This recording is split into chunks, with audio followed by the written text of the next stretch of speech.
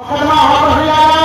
हमारे बीच में भी माननीय मुख्यमंत्री जी मुख्य महाराज जी आ रहे हैं। भारतीय जनता पार्टी के जिला के अध्यक्ष युधिष्ठिर सिंह जी, ब्लॉक प्रमुख बेलघाट श्रीमती पूजा सिंह कौशिक जी, जिला पंचायत सदस्य श्रीमती किरण चौहान जी, प्रमुख सचिव लोक निर्माण श्री नरेंद्र भूषण जी, आज के इस कार्यक्रम में उपस्थित यहाँ पर सेतु निर्माण के लिए जो संघर्ष समिति बनी थी उसके पदाधिकारीगण श्री भिकारी प्रजापति जी, जय किशन मौर्य जी, सतवंत प्रताप सिंह जी, बीडी सिंह जी, विनय शाही जी, शिवाजी चंद जी, श्रीमती इंद्रावती देवी जी, राजाराम यादव जी,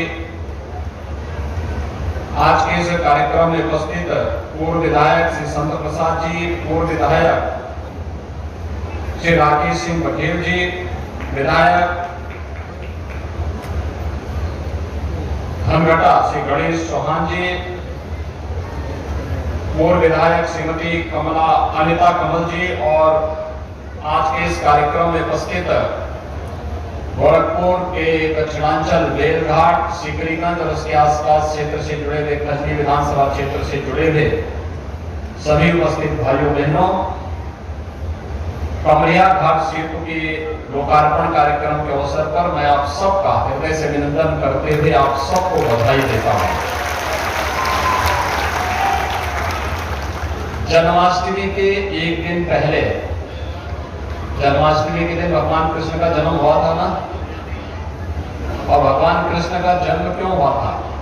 सत्य के लिए, न्याय के लिए और धर्म के लिए भैया। और आज इस क्षेत्र के विकास की जो सत्य की लड़ाई थी, विकास और धर्म की लड़ाई थी, उसमें विजय प्राप्त होने पर मैं आप सबको हृदय से बधाई देने के लिए विशेष रूप से आया।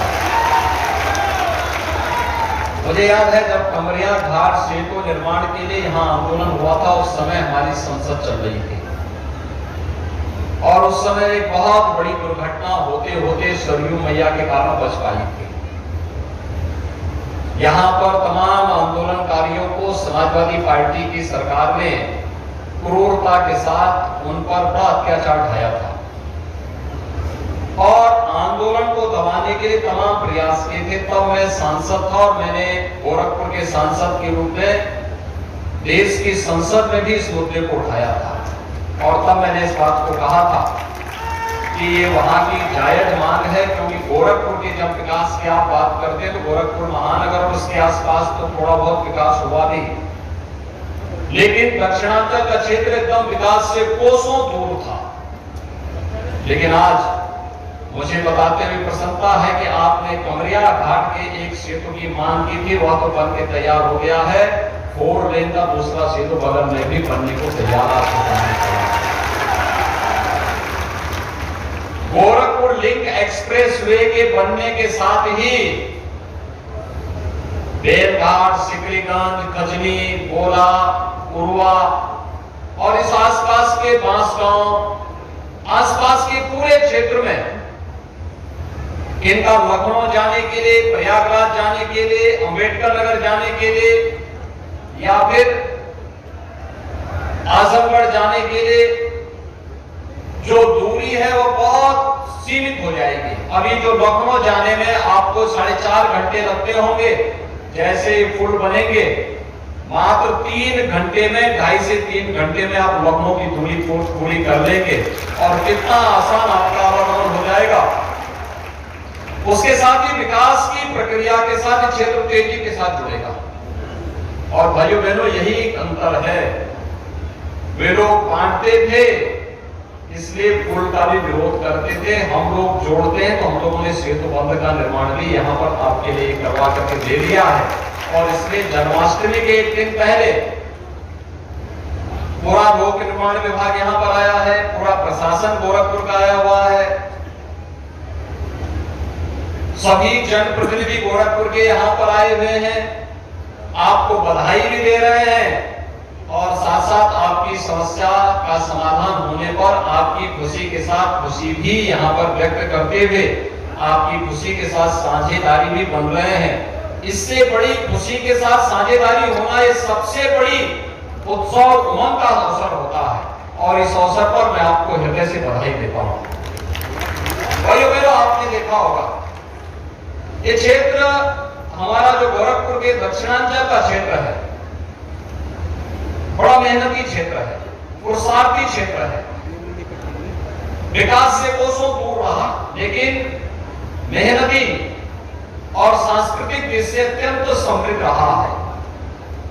राम जानकी मार्ग इसी रूट पर पड़ता है। पिछली सरकारों ने बुला दिया था। हम लोग आज अयोध्या के साथ भी इसका संबंध सीधे राम जानकी मार्ग के साथ जोड़ रहे हैं और सीतामढ़ी के साथ इस मार्ग को पहुंचाने का कार्य कर रहे हैं। इसलिए जनकपुर धाम से अयोध्या को जोड़ने का भी एक महत्वपूर्ण माध्यम आपका ये क्षेत्र बनने जा रहा है। गोरखपुर का पहला बायोफ्यूल का प्लांट, ये जो पराली खेतों में होती है, जिसको हमारा अन्नदाता किसान कभी जला देता था, आने वाले समय में इसको जलाने की आवश्यकता नहीं पड़ेगी। यानी आम के आम और गुठली के भी दाम मिलने वाले हैं आपको। धान तो अपने खेत से काटेंगे ही काटेंगे, जो पराली बच जाती है उसको भी काट करके उससे भी ज्यादा पैसा आपको बायोफ्यूल के लिए, जब आप उसकी गठरी बांध करके देंगे बायोफ्यूल यूनिट में, उसका भी पैसा मिलेगा। और गाय के गोबर का, भैंस के गोबर का भी पैसा जब बायोफ्यूल वाला आपसे लेगा तो उसका भी अतिरिक्त पैसा आपको प्राप्त होगा। यानी हर प्रकार से जो प्रधानमंत्री जी की मंशा है, दो बातें, अगर हमें आत्मनिर्भरता के लक्ष्य को प्राप्त करना है, एक हमें परंपरागत खेती की तरफ जाना पड़ेगा, प्राकृतिक खेती की तरफ, क्योंकि लागत को कम करना, उत्पादन को बढ़ाना। मेरा ये मानना है कि हमारे खेतों में आज भी जितना हम अन्न उत्पादन करते हैं, इससे 4 गुना अधिक अन्न उत्पादन करने की क्षमता हमारे खेतों में है। हमने उसको विधिवत, उसका बेहतर उपयोग नहीं किया है, तकनीक को नहीं अपनाया है और हमने उसके अनुरूप तैयारी नहीं की है। और यह तकनीक आपको अपनानी पड़ेगी और प्राकृतिक खेती के साथ उसको जोड़ना पड़ेगा। प्राकृतिक खेती के साथ जोड़ना और प्राकृतिक खेती के साथ जोड़ने के साथ तकनीक के साथ अगर आप उसे जोड़ेंगे तो यही खेत जो आज आपके 1 एकड़ खेत में जहां आप 10 कुंटल या 15 कुंटल धान पैदा करते हैं, इसी में आप 40 से 45 कुंटल धान पैदा करने की क्षमता अर्जित कर पाएंगे। फर्टिलाइजर का खर्चा जीरो, पेस्टिसाइड का जीरो, केमिकल का जीरो। यानी कम खर्चे में ज्यादा उत्पादन, कम लागत में अच्छा उत्पादन, यही किसान की आत्मनिर्भरता का कारण बनेगा और उसके एक हब के रूप में विकसित करना। भूसा कमरिया घाट के पुल में एक और विशेषता दी जा रही है। आने वाले समय में जब मल्टी मॉडल हब के रूप में हम लोग इस क्षेत्र को विकसित करेंगे, यहाँ का अन्नदाता किसान सब्जी उत्पादन करेगा, यहीं से कमरिया घाट के इस सेतु के माध्यम से उसको बुक करके दुनिया के देशों में पहुंचाने का काम किया जाएगा। अभी तक तो यहाँ के लोग बैंकॉक, थाईलैंड और दक्षिण पूर्व एशिया के देशों में जाकर के काम धंधा करते थे, तब पैसा भेजते थे। अब आपको वहां जाने की आवश्यकता नहीं पड़ेगी, यहीं से आप अपना राशन भेज दीजिए, बुक होकर के चला जाएगा, आपका पैसा आपके खाते में आ जाएगा। सब्जी उत्पादन करेंगे, यहीं से बुक होकर के चला जाएगा। दूध उत्पादन करेंगे, यहीं से बुक होकर के देश और दुनिया में चला जाएगा। और इसलिए पुल के बीच में आपने देखा होगा उसको उठा करके लिया गया, जिससे बड़े बड़े शिप वहां से गुजर सके और यहां से आपका सामान लेकर के दुनिया के बाजार में जाकर के यहाँ की मार्केट को समृद्ध करके यहाँ के लोगों के जीवन में खुशहाली ला सके। इस कार्यक्रम को आगे बढ़ाने के लिए भी एक अभिनव प्रयास हो रहे हैं। पूर्वांचल एक्सप्रेसवे का लिंक एक्सप्रेसवे हम यहाँ पर देने जा रहे हैं और लिंक एक्सप्रेसवे के माध्यम से गोरखपुर का अगला औद्योगिक विकास का जो गलियारा बनने वाला है, ये गीला से लेकर के और बेलघाट और बेलघाट से लेकर के हम लोग इसे आगे तक भुलिया पार तक लेकर के जाने वाले हैं कि पूरा विकास एक तरफ से ले जाकर के हम इस पूरे क्षेत्र में यहाँ के नौजवानों को नौकरी और रोजगार के लिए देश और दुनिया में न जाना पड़े, बल्कि दुनिया अपने रोजगार और नौकरी के लिए यहाँ के नौजवानों के साथ मिलकर के यहाँ पर आकर के कार्य ढूंढे। इसके लिए इसको एक विकसित क्षेत्र के रूप में तैयार करने के लिए आज हम लोगों ने एक बेहद कार्य योजना तैयार की है। ये लिंक एक्सप्रेस वे भी इसीलिए यहाँ पर दिया जा रहा है। युद्ध स्तर पर कार्य चल रहा है और उस कार्यक्रम को तेजी के साथ आगे बढ़ाने के लिए मैं धन्यवाद दूंगा इस क्षेत्र के किसानों का कि उन्होंने एक्सप्रेस वे के लिए बड़ी आसानी के साथ गोरखपुर में तो कोई विवाद होने ही नहीं दिया, अंबेडकर नगर में भी कोई विवाद नहीं होने दिया। बहुत आसानी के साथ उन्होंने खेत दिए, जमीन दी और कार्यक्रम को प्रोत्साहित करने का काम किया है। आज भाइयों बहनों, जब विकास हो रहा है तो विकास की आभा देखने को मिल रही है। आज आपने देखा होगा विकास की सबसे बड़ी कसौटी क्या होती है? जब संकट आता है, हर व्यक्ति के सामने जान के लाले पड़ते हैं, हर व्यक्ति अपनी अपनी जान बचाने के लिए भागता हुआ दिखाई देता है। इस सदी की सबसे बड़ी महामारी के दौरान आपने देखा होगा कि कौन आपका सच्चा हितैषी हो सकता है, इसकी कसौटी की बात जब सामने आई थी तो प्रधानमंत्री मोदी जी के नेतृत्व में केंद्र की सरकार ने और राज्य की सरकार ने भी अच्छी सरकार होती है तो प्रशासन भी विकास के लिए आपके साथ खड़ी होती हुई दिखाई देती है। याद करिए आज से 7 साल 8 साल पहले की 8-9 साल पहले की घटना, जब उस समय यहां पर कितना अत्याचार हो रहा था, बर्बर अत्याचार हो रहे थे, लाठीचार्ज हो रहा था, गोलियां चलाई जा रही थी, सत्याग्रहियों को प्रताड़ित किया जा रहा था। लेकिन आज वही प्रशासन आपके स्वागत के लिए पलव पावड़े बिछा करके खड़ा हुआ है, आपको सम्मान दे रहा है, आपके पुरुषार्थ को सम्मान देने के लिए यहां पर एकत्र हुआ है। ये परिवर्तन है। जब सकारात्मक सोच के साथ हम कार्य करते हैं तो उसके सकारात्मक परिणाम भी आते हैं और उसी सकारात्मक परिणाम को देने के लिए आज हमारी सरकार आपके द्वारा आई है, आपसे मनाने के लिए। ये सरकार विकास के बारे में बेहतर सोच के साथ आगे कार्य कर रही है। हम सब मिलकर के प्रधानमंत्री मोदी जी के हाथों को मजबूत करें। प्रधानमंत्री मोदी जी के नेतृत्व में भारत दुनिया की सबसे बड़ी आर्थिक महाशक्ति बनेगा।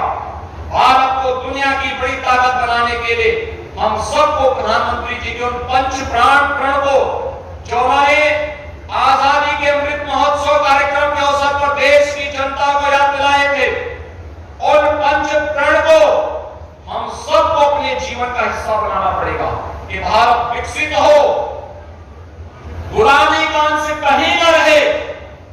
उन सभी पंच प्रणों को अपने साथ जोड़ते हुए, संकल्पों के साथ जोड़ते हुए आगामी 25 वर्ष के दौरान अमृत काल का उपयोग हम भारत को दुनिया के एक महाशक्ति के रूप में स्थापित करने में अपना योगदान दें और उसके लिए हमें अपनी ग्राम पंचायत से शुरू करना पड़ेगा, अपनी नगर निकाय से हमें इसकी शुरुआत करनी पड़ेगी। इसके लिए आप सभी लोग प्राण से जुटेंगे इस विश्वास के साथ। यहाँ पर जिन लोगों ने उस समय आंदोलन किया था, श्री सतवंत प्रताप सिंह, श्री जय किशन मौर्य, श्री भिखारी, श्री शिवाजी चंद,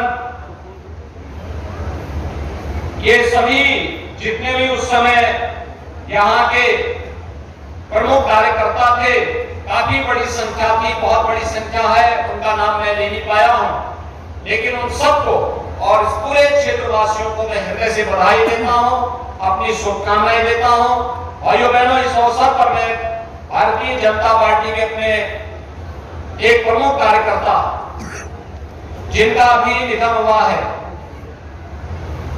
अपने कौशिक, श्री सूर्य प्रकाश सिंह कौशिक, मैं उनको इस अवसर पर विनम्र श्रद्धांजलि भी अर्पित करता हूं। एक अच्छे कार्यकर्ता थे, अकस्मात उनका निधन हुआ था और बहुत संघर्षशील थे। छात्र जीवन से ही उन्होंने संघर्ष के नए मानक स्थापित किए थे। मैं इस अवसर पर उन्हें भी विनम्र श्रद्धांजलि अर्पित करते हुए आप सबको हृदय से बधाई देता हूं। आप सबको जन्माष्टमी की शुभकामनाएं। धन्यवाद। जय हिंद।